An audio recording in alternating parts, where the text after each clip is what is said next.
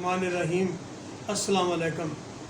मैं आप तमाम सामीन का बेहद शुक्रगुज़ार हूँ कि आपने मेरे इब्तदाई काम को पसंद किया। आज कुछ मुख्तलिफ नौइयत की तहरीर हाज़िर खिदमत है। मौजूदा दौर के तालीमी निज़ाम में मुश्किलात का अगर ज़िक्र किया जाए तो सबसे अहम रुकावट जो आजकल बच्चों को दरपेश है वो मोबाइल का कबल अज़ वक्त ख़तरनाक और गैर ज़रूरी इस्तेमाल है। दरअसल खुराक तो इंसानी जिस्म की बुनियादी ज़रूरत है ही, मगर इंसान की जो असल है वो उसकी रूह है, और रूह की खुराक अलूम फ़नून के हसूल से है। इल्म तलबा के लिए उसी वक्त मुफीद हो सकता है जब उस्ताद जो कौम का मोहसिन भी है बच्चों को असबाक के तमाम कॉन्सेप्ट क्लियर करवाता जाए।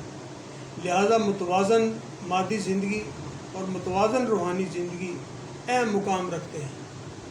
ये जो प्राइवेट तालीमी अदारे जो दरअसल कारोबारी अदारे ही हैं, बज़ाहिर तो बहुत काम करते हुए नज़र आते हैं, मगर अफसोस से कहना पड़ता है कि ये मौजूदा तालीमी निज़ाम उस तालीमी निज़ाम के मुकाबले में बिल्कुल सिफर है। जब तलबा सरकारी स्कूलों के टाटों वाली क्लासों में बैठकर पढ़ा करते थे और फिर काबिल और ईमानदार असातिज़ा कमज़ोर बच्चों को छुट्टी के बाद भी घंटा घंटा मुफ्ती पढ़ाया करते थे। इसीलिए तलबा की इल्म की बुनियादें बहुत मजबूत होती थी। और आजकल बहुत से सरकारी इदारों में ऐसे बहुत से मुलाजमीन हैं जिन्हें अपनी जॉब की हरूफ अबजद का भी इल्म नहीं है।